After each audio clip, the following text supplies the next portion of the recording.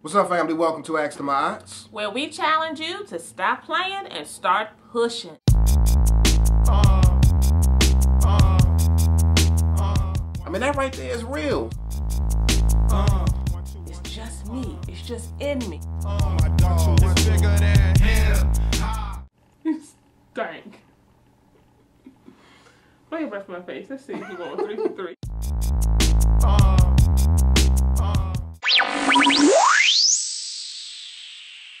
This is my massage-worthy wifey-ana. This is my husband, Ayize. What happened to That's handsome how I feel husband? today. That's how I feel right now. Divine You're taking me back. husband. You're taking me back right now. We getting ready to go into an issue. All right, y'all. We're going to throw a little scenario from our relationship on the table today.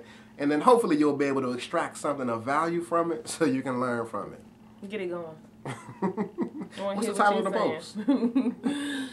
We want you to understand today. It's important for you to understand. It's important for us to understand. And anybody who's trying to have a productive relationship, that it takes work to stay in tune with your spouse. Again, it takes what, baby? A hell of a lot of work. To stay in tune with the one you love. But hard work pays off. So let me go ahead and give you the scenario. The rundown is this. Let me tell it. No. Why can't I tell it? Let me just let them feel me. All right, go ahead. So, I have been cooking all day, y'all. I have been cooking all day. I was trying to bring the good food together, trying to spend some good quality time.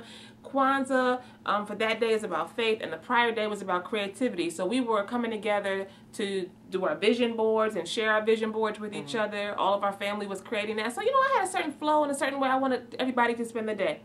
So when I finished my meal and everybody finished eating, people were wanting to eat dessert. I just went and sat in front of the TV. I had been up on my feet all day. I just sat down for a minute. And so my husband comes to me and says, well, look, babe, come on, let's go ahead and get Kwanzaa started with the kids. I said, well, look, they still have to eat dessert.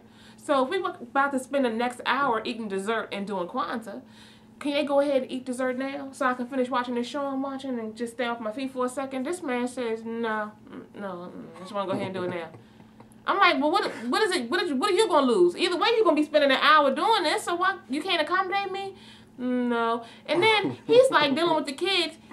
Sometimes we do this. We get on the phone with each other. He's upstairs. I'm downstairs. We're talking on the phone about it.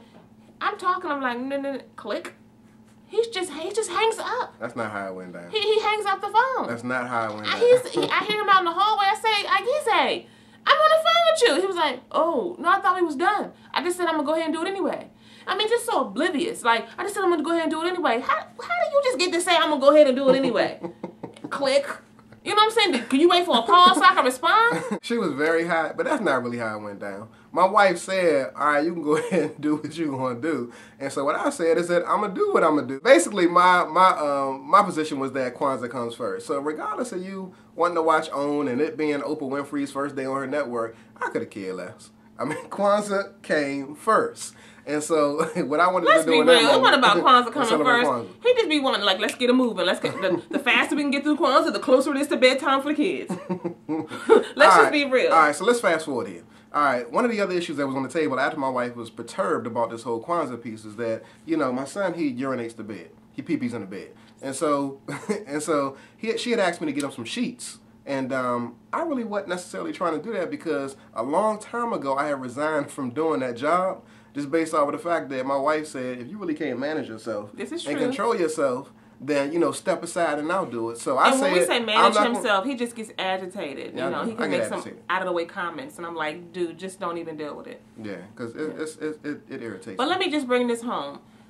Your man was like 5 feet away from where the sheets were. I said, can you get the sheets? He walks past the area to get the sheets, comes back downstairs and doesn't do it. I'm like, did you get the sheets? No.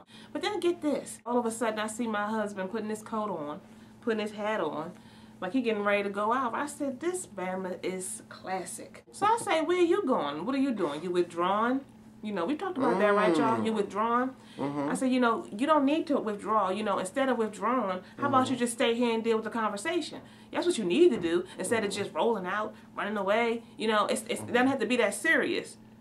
I mean, I just feel like there's a lot of tension in here, so I'm going to go ahead and, I just need to go run 7-Eleven. I took a time out. I took a pause for a second. 20-second time out. I'm telling you, can you not do that? And he rolls out. But check this out, though. So I left, and then I came back. And when I came back, I could tell there was some tension in the house. And so I made an intentional effort when my wife was sitting down on the couch.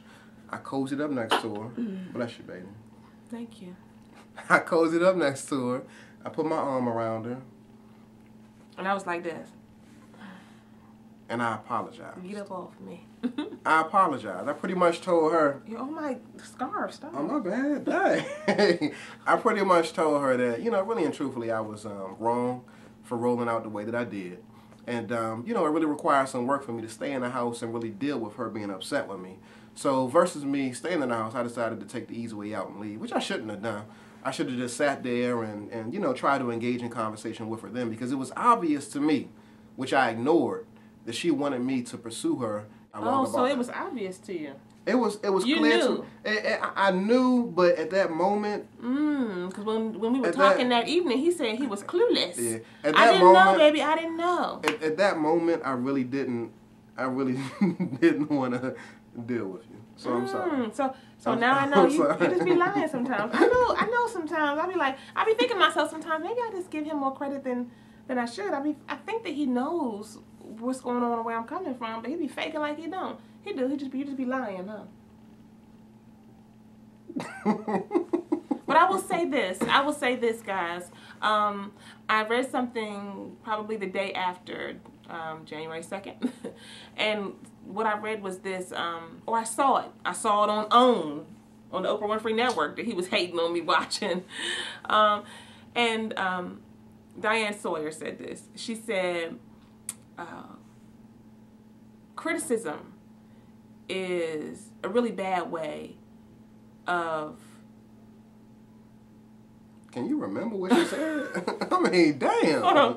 I'm trying to think of I didn't want to say like, supposed to be a profound quote. No, and you sitting here like stumbling over the joint, yeah? Criticism is a really bad way of making a request. Why don't you just make the request? Instead of me reading your mind. Right. And so while he was standing at that door and he was getting ready to roll, and I was like, I mean, what you gonna do all that for? Why you have to roll out? I mean, what, you withdrawn? What are you doing? Blah, blah, blah. And I was criticizing him. I really was, in that moment, felt like I was pleading with him in my own way to, like, can you not leave? Can you stay here with me? And he just went on ahead anyway. And I was really upset. But like Diane Sawyer said, criticism is a really bad way of making a request. And if there's something that I need to be able to say it. But that takes real work, because that means that I have to push my anger to the side and let my vulnerable place come out and say, you really hurt me. Because really, that day, I wanted it to be a certain way. I wanted to be a part of every moment with the family. And when he carried on without me, I felt that was a major, major, major slap in the face to me. Somebody else may not feel that way, but that's how I felt, And so I really just felt hurt. And so criticism is a really bad way of making a request. I'm sorry for hurting you, baby. Thank you. I'm sorry for criticizing you, even though you were wrong. Thank you. But I'll work on...